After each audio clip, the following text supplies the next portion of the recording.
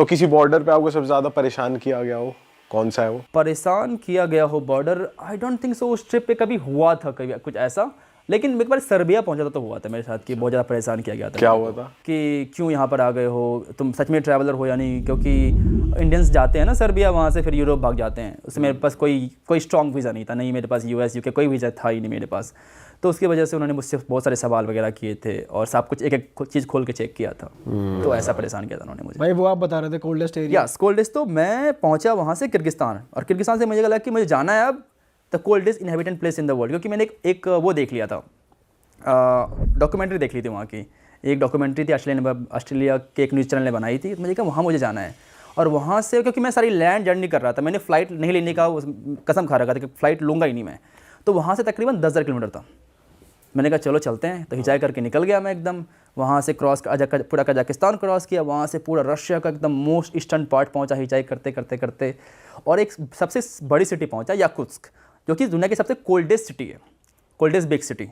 -64 गया मैं टेम्परेचर वहाँ पे।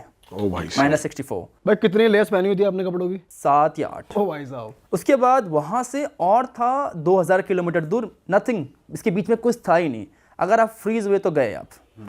और वो जो रोड था, उस रोड का नाम था road of bones, actually because वो रोड जो ह्यूमन बोन होता है ना, उससे बना हुआ था वो बोन्स।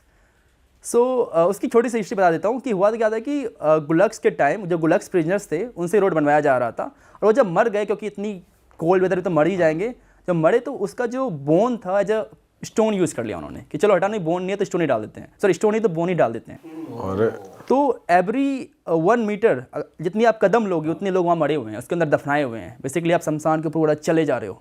एक रोड बनी हुई है एकदम क्रेजी भाई, 2000 किलोमीटर लंबी रोड। और कितना क्रेजी है वहां पर रहना, क्या क्या अलग चीजें हैं इतने टेम्परेचर पे सब कुछ रहना। अलग है वहाँ पे। तो समझ ही नहीं आता कैसे लोग रहते हैं वहाँ, क्यों ही लोग रहते हैं। अब बाहर नहीं सकते 10 मिनट से ज़्यादा। 10 मिनट के बाद आपको फील होगा कि क्या क्या हो रहा है, सब कुछ एकदम। और जो घर है उनका इंफ्रास्ट्रक्चर ऐसा है कि वो गर्म रहते ही हैं, या इतने अच्छे से बने हुए हैं कि अंदर ठंड नहीं लगेगी आपको? ह्यूमन आई थिंक हर जगह रहने का जुगाड़ लगा ही लेते हैं। तो वो लोग भी वहाँ पे पहुँच गए। उनका मेन खाना मीट है।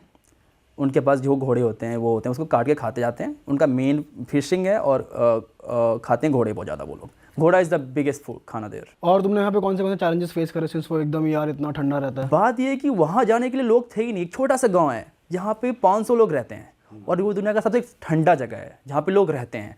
-72 डिग्री सेल्सियस गया है वहाँ पे, -72 डिग्री सेल्सियस। हमारा फ्रीजर -30 रहता है, -20 हाँ सही में। तो -40 डिग्री सेल्सियस। और वहाँ पे मैं पहुँचने के लिए कुछ मिल नहीं रही थी, तो वो रोड पे मुझे लिफ्ट मांगना पड़ रहा था। सब लोग मुझे बोल रहे थे तो मर जाएगा मर जाएगा मर जाएगा। सब रशियन मुझे वार्न कर रहे थे कि you will die you will die. मैंने कहा नहीं, पहुँच जाऊँगा, मैं पहुँच जाऊँगा। तो वो रोड पे मैं 3-4 दिन तक लगातार लिफ्ट मांगता रह गया। और एक बार ऐसा हुआ था कि 3 दिनों तक कोई लिफ्ट मिली ही नहीं मुझे।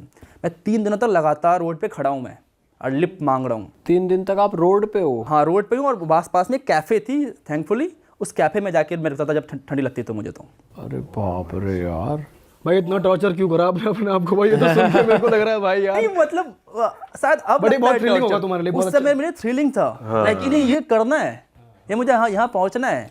आई was the 4th Indian to reach there. उससे पहले कोई इंडियन गए, 4 इंडियन ही गए थे। हाँ अच्छा। वो भी एक्सपीडिशन चलती है वहाँ जाने के लिए, बहुत एक्सपेंसिव होता है वो ट्रिप।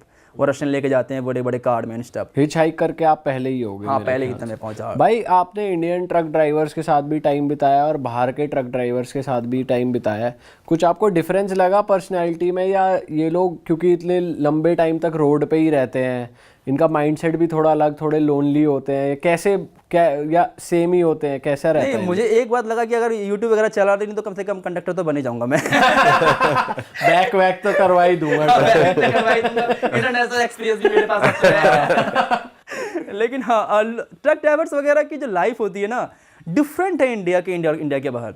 एक बार तो रशिया के अंदर आप जो ट्रक्स देखोगे ना, बहुत लग्जरियस होते हैं। यूएस के अंदर जो ट्रक्स बहुत लग्जरियस होते हैं, लेकिन आरबी हो जाता है। उसके अंदर फ्रिज है, खाना बनाने का है, 2 बड़े बड़े बंक बेड है सोने के लिए। तो रशिया के अंदर अलग ही ट्रक्स होते हैं, एकदम बड़े बड़े कंफर्टेबल ट्रक्स होते हैं। तो वो आपको शेयर करने देते थे बेड अपना? हाँ, बोले आ जाओ सो जाओ, ऊपर कोई दिक्कत नहीं है, आके ऊपर जाकर सो जाओ। ऐसे लोग बोलते हैं रशिया के अंदर। अच्छा। और इंडिया में कैसे बोलते थे? इंडिया में भी अच्छे हैं एकदम। वो चाय बनाएंगे, आपको खिलाएंगे पिलाएंगे एकदम। वो भी बहुत हॉस्पिटेबल हैं इंडिया में भी ट्रक ड्राइवर बहुत हॉस्पिटेबल है, पर वो लग्जरी नहीं है उनके ट्रक्स पास में। लग्जरी है ही नहीं, उनके पास कुछ नहीं, वो किस आपको कैसे देंगे वो? उनके पास जो है वहीं पे आपको देंगे, जो हो सकता है वही आपको ऑफर करेंगे। बट वो बहुत रिच है, लाइक अपने दिल से कि जो भी था मुझे खिलाते थे पिलाते थे। इंडिया में भी उन्होंने किया ये। पर जब आप ये कोल्डेस्ट एरिया में थे तो मैंने देखी थी उस टाइम आपकी वीडियो, पानी वानी आप उछाल रहे थे तो वो जम जा रहा था, ऐसा कुछ हाँ, भी हो रहा था? ऐसा होता है एक्चुअली। वो जो पानी है ना, वो गर्म पानी रहती है, वो ठंडी पानी नहीं रहती है। अच्छा। वो गर्म पानी को आप जब फेंकते हो हवा में तो वो बर्फ बन जाती है तुरंत, इंस्टेंटली। भाई ऐसी कौन सी कंट्री है जो जो आपका ड्रीम था जाने का कि भाई मेरे को यहाँ जाना है, पर जाके इतना मज़ा नहीं आया कि यार सोचा तो कुछ और था? एक्चुअली क्या था कि जब मैंने जैसे बताया कि मुझे पढ़ाई करने के लिए जाना था, तो Germany was the best option कि जर्मनी जाओ। जर्मनी में ना बहुत सारे एजुकेशन भी फ्री हो जाती है। एजुकेशन फ्री है, जितने भी तुम इंडिया में इंजीनियरिंग करोगे तुम जर्मनी में इंजीनियरिंग कर लोगे। तो वहाँ पे एक ड्रीम था जाने का। फिर जब आप पहुंचा तो फिर मुझे काफ़ी नॉर्मल कंट्री लगी, एडवेंचरस कुछ खास लगी नहीं मुझे। कौन सी सिटी गए थे आप? सबसे पहले मैं बर्लिन ही गया था। बर्लिन अच्छा नहीं है ना? हमें भी इतना मज़ा नहीं आया वहाँ। थोड़ा सा ही लगा मुझे, उतना अच्छा नहीं लगा। मुझे वहाँ साउथर्न जर्मनी की अच्छी लगी। नेगेटिव वाइब लगी, जैसे हम गए थे वहाँ पे तो इतना जैसे कहीं गए हो तो लग नहीं रहा था कि बर्लिन में कि आप घूम रहे आए हो, मतलब दबी दबी वाइब, नेगेटिव वाइब थी। आपको भी यही फील हुआ? थोड़ी सी मुझे ऐसा फील हुआ था कि लाइक बर्लिन के अंदर उतना ज़्यादा अच्छा नहीं लगा मुझे। साउथर्न जर्मनी अच्छा लगा कंपेयर टू लाइक जो म्यूनिक वगैरह, काफ़ी मुझे बेटर लगा। म्यूनिक वगैरह ज़्यादा बढ़िया है। हाँ। लोग कौन सी कंट्री के आपको बेस्ट लगते हैं? अफगानिस्तान सबसे बेस्ट लोग हैं वो। कितने मेहमान नवाज लोग हैं। कुछ भी आप बोल दो, आप एक बार बस बोल दो कि आप इंडिया से हो, कोई आपसे पैसे 1 रुपये नहीं लेगा और ज़बरदस्ती आपको लाइक देंगे ही। लाइक नहीं आप दे ही नहीं सकते मुझे पैसे आप। भाई ये हमने बहुत सुना है यार कि ऐसा हो। और जितना वो उनका प्यार इंडियन के प्रति उतना नफरत पाकिस्तानी के प्रति है। बहुत ज़्यादा नफरत है उनका। उनसे डबल पैसे ले लेते हैं। हाँ, एक बार एग्जाम्पल था, मैं अफगानिस्तान में था। बेसिकली क्या, इतने इंडियंस वहाँ जाते नहीं है, सिंस पाकिस्तान का बॉर्डर लगता है अफगानिस्तान के साथ, तो पाकिस्तानी जाते रहते हैं अफगानिस्तान के अंदर। तो एक टैक्सी ड्राइवर था, टुक टुक ड्राइवर, और वो मुझे लेके गया और फिर मेरे से वो 500 रुपये मांगने लग गया। तो मैंने कहा यार 2 मिनट तुम लेके आया है, 100 रुपये भी नहीं होंगे, तो 500 कैसे मांग रहा है? तो बोलता है तुझे 500 देना पड़ेगा, ये देना पड़ेगा। फिर मैंने बातों में बोल दिया था इतना तो इंडिया में भी नहीं लगता। तो बोला अच्छा भाईजान आप इंडिया से हो? मैंने कहा हाँ मैं इंडिया से हूँ। फिर वो बंदा मेरे से पैसा लिया ही नहीं। उसने मुझे 10 बार सॉरी बोला। उसने बोला कि मुझे लगा कि आप पाकिस्तान से हो। भाई आप अफगानिस्तान में फंस भी गए थे जब आपको इंडियन एम्बेसी कॉल करना पड़ा था, वो क्या हुआ था? हुआ क्या था कि 2020 में मैं पहली बार अफगानिस्तान गया था, जब उस समय यूएस और अफगानिस्तान की लड़ाई चल रही थी। यूएस और जो तालिबान आपस में झगड़ा कर रहे थे। तो मैं चला गया और जाने के बाद मुझे जो लोकल मिलिट्री उन्होंने पकड़ लिया था, मुझे और मेरा एक फ्रेंड था ब्रेडन, हम दोनों को उन्होंने पकड़ लिया ताकि क्योंकि अनसेफ है ये बोल कर उन्होंने पकड़ा था। और अब पकड़ के उन्होंने अपने ऑफिस लेके गए हमें। तालिबान वाले? तालिबान नहीं, तालिबान तो उस समय जो ऑफिशियल अफगानिस्तान, उस समय अफगानिस्तान के जो लोग थे, उस समय जो अफगान गवर्नमेंट की जो पार्ट हुआ करता था, जो जिसको यूएस सपोर्ट करती थी, इंडिया सपोर्ट करती थी, तो वही मुझे ऑफिस लेके गई और फिर उन्होंने कॉल कर दिया हमारे एम्बेसी, इंडियन एम्बेसी को और यूएस एम्बेसी को। इंडियन एम्बेसी का तो पहले 4 घंटे के बाद कॉल रिसीव हुआ, कॉल उन्होंने बैक किया मुझे। और कॉल करते ही सबसे पहले बोलते हैं तो क्यों आया यहाँ पर? पापा को पता है कि तुम यहाँ पर हो? पापा को पता है? हाँ, पापा को पता है। पापा को बताओ, पापा का फ़ोन नंबर दो, पापा से बात करनी है। यार ये क्या कहीं स्कूल में थोड़ी है। फिर क्या हुआ? उसके बाद मैंने कहा तुम्हें पता है वहाँ चला, तुम क्या कैसे पहुँच गए हो? और जस्ट एग्जांपल मैं देता हूँ यूएस ने कैसे बात किया। उसने मेरे फ्रेंड को कॉल किया, ब्रेडन को, और बोला कि I know you are very very adventurous but you understand this situation is not good right now, please get out soon as possible, we will give you money, will give flight ticket whatever you need. अरे बाप रे। ऐसे ही 2 बंदे का अलग अलग। फिर आपको उन्होंने छोड़ा कैसे? उन्होंने फिर छोड़ दिया और मैंने कहा मैं इसी के साथ चला जाऊँगा। तो फिर यूएस एम्बेसी ने ही मेरी हेल्प की और मैं ब्रेडन के साथ ही चला गया। देन उसके अगले दिन ही मैंने फ्लाइट निकल गया। तो आपके फ्रेंड ने बताया कि मेरे साथ एक इंडियन फ्रेंड भी है, इसकी भी हेल्प कर दो और साथ में हम दोनों निकल जाते हैं। तो हम दोनों साथ में निकल गए। सही चीज़ हो गई यार। भाई ये वैसे कितना गलत एग्जाम्पल है यार। अपनी कंट्री कह रही है कि अरे पापा को फ़ोन करो। भाई कभी आपने इंडियन एम्बेसी की किसी और कंट्री में हेल्प मांगी और आपकी हेल्प हो गई, ऐसा हुआ है? हमेशा कुछ ना कुछ आपको गलती होता है। एक एग्जांपल देता हूँ मैं आपको। किर्गिस्तान में थे हम, हमारे एक वरुण भाई थे, हम दोनों फंसे हुए थे। हमारा कुछ प्रॉब्लम हो गया था ऑफिशियल्स के साथ कि हमें पता नहीं था कुछ रूल्स। और वहाँ पे एम्बेसी पहुँचे तो पता है एम्बेसी स्टाफ क्या बोलता है कि आप इस कंट्री क्यों आए हो अगर आपको यहाँ की लोकल लैंग्वेज नहीं आती हो तो उनके हिसाब से दुनिया में 197 कंट्री तो सब सारे के मैं लैंग्वेज सीख के जाऊँ। सही बात है। वो बोलते हैं आप लैंग्वेज नहीं आती, यहाँ पे क्यों आ गए हो आप?